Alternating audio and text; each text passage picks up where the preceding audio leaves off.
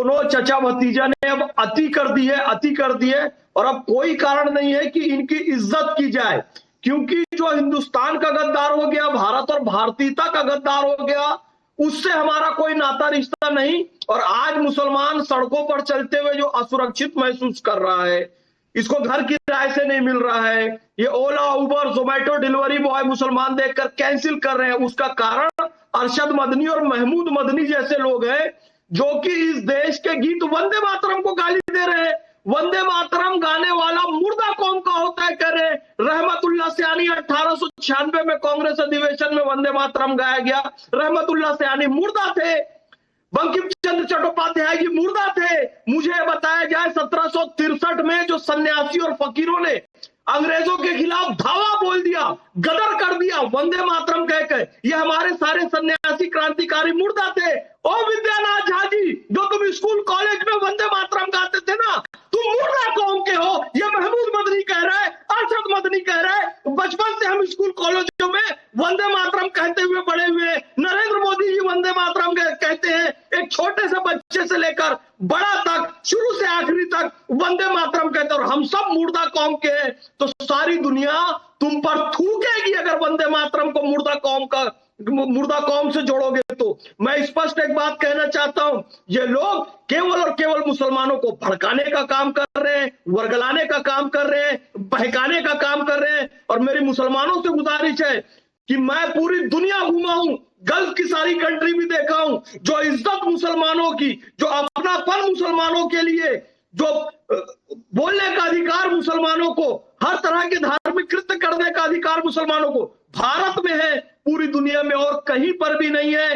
ये महमूद मदनी, अरशद मदनी, ये दोनों चाचा भतीजे की जोड़ी मिलकर पता नहीं इस देश में क्या करने वाले हैं। हुमायूं कबीर जैसा जो नेता है, अब ये खुद कह रहे हैं देखो हम 70% हो जाएंगे, 70% है मुर्शिदाबाद में, तो अब यहाँ पर हम बाबरी मस्जिद बनाएंगे। इनका क्लियर एजेंडा है देश का एक और विभाजन करना, जैसे पाकिस्तान इन लोगों ने लिया था, एक और विभाजन करना चाहते हैं। मुर्शिदाबाद में 70% हो गए तो क्या कर देंगे। ठीक है, हम एक बात फिर से कहना चाहते हैं, ये अपने हिसाब से चलेंगे, ये कहकर पाकिस्तान लिया था कि हम गाय का सम्मान नहीं कर सकते, वंदे मातरम नहीं गा सकते, हिंदुओं के साथ नहीं रह सकते, हिंदुस्तान के प्रति वफादारी नहीं कर सकते, तो पाकिस्तान ले लिया। अब जितनी गंदगी, जितनी मैलापना करना है वो वाले हिस्से में करो, पाकिस्तान वाले हिस्से में। यहां पर हमें शांति और सुकून से रहने दो। ठीक, यहां ओके फैज खान साहब, हाफिज गुलाम सरवर साहब, आपको फैज खान जी की बातें ठीक लग रही हैं, या मदनी चाचा भतीजा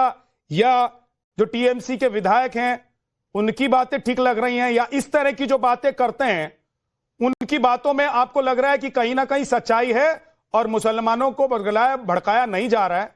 एक कौम को बचाने वाले कुछ लोग हैं और वो हर थोड़े दिन पर आकर टेलीविजन पर, सोशल मीडिया पर आकर बयान देते हैं, उससे कोई फर्क नहीं पड़ने वाला है।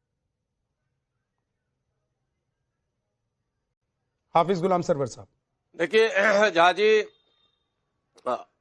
हमारा संगठन यूनाइटेड मुस्लिम मोर्चा कभी भी जमीयत उलमाए हिंद के सिद्धांतों के साथ नहीं रहा है। उसका अपना एक अलग रास्ता रहा है। आम गरीब मुसलमानों के लिए हम लोग काम करते रहे। लेकिन फैज खान साहब पिछले कुछ महीने से सारी सीमाएं पार कर रहे हैं। मेरा एक प्रश्न फैज खान साहब से है कि हिंदुस्तान का जो गद्दार है मेरे जूते की नोक पर है। हाफिज गुलाम सरवर सुन लो, पहले बाबर बरा था या अकबर बरा था? हिंदुस्तान का जो गद्दारी करेगा, राम मंदिर तोड़ दिया। फिर बीच में जरा 2 सेकंड सवाल ही नहीं सुनेंगे। सवाल से मारूंगा, समझ गए? अरे सवाल सुन लीजिए ना, अरे सवाल सुन लीजिए ना भाई, सवाल ही नहीं सुन रहे। सवाल सुनिए ना, सवाल नहीं सुनना आपको। अरे सवाल नहीं सुनना है, सवाल नहीं सुनना है। जो दिल्ली पे बम ब्लास्ट किया उनका सपोर्ट कर रहे हैं। आतंकवादी तो आप सवाल तो सुन लो यार।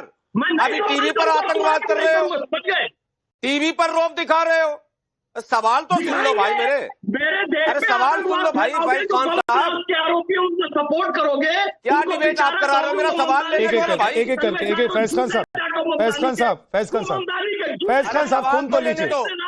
फैज खान साहब 1 सेकंड रुक जाइए। मोहम्मद फैज खान मोहम्मद फैज खान रुक तो जाइए, हाँ सुन लीजिए एक बार, वो जो कह रहे हैं उनको सुनिए, उसके बाद जवाब दीजिएगा। बोलिए। बोलने दीजिए। मेरे ऊपर कमेंट नहीं करेंगे, जिसका तलवे चाटना है चाटे। ओके। गद्दारी की बात आएगी, मैं सपोर्ट नहीं करूंगा। मेरे ऊपर पर्सनल कमेंट नहीं करना। बोलिए गुलाम सर। भाई मान सिंह के औलाद हो तुम, बदतमीज आदमी। जो हाँ, मैं सवाल पूछ रहा था, ये सवाल ले ही नहीं रहे।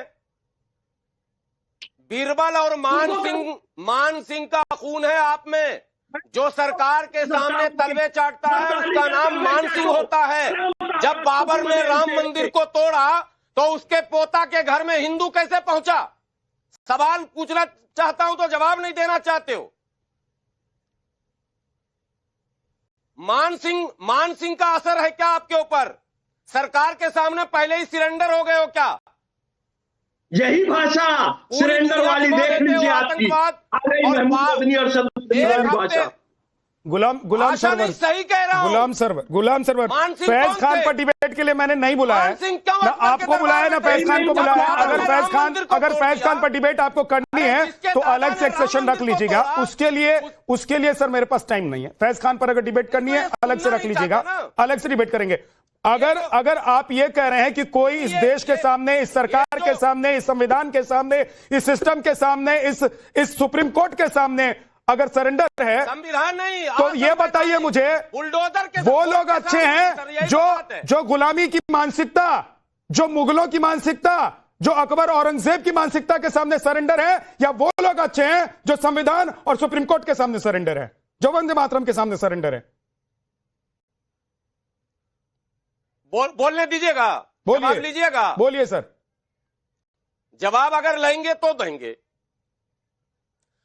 सुप्रीम कोर्ट के माननीय मुख्य न्यायाधीश रिटायर होने से पहले बयान दिया कि हमने बुलडोजर पर एक फैसला दिया। बुलडोजर पर जो फैसले दिए क्या सरकारें मान रही हैं? सरकारें मान रही हैं। नंगा नाच नहीं हो रहा। हिंदू आतंकवाद में पकड़ा जाए तो डिबेट नहीं करते आप। हिंदू अगर आईएसआई के साथ एजेंट पकड़ा जाए तो डिबेट नहीं करते। 14 नाम ये एक महीने के अंदर, इस महीने में अभी जो नया महीना है नवंबर में 14 नाम है हिंदुओं के जो आईएसआई के एजेंट पकड़े गए हैं। बोलने दीजिए एक मिनट रुकिए, उनको बोलने दीजिए, पहले कंप्लीट करने दीजिए।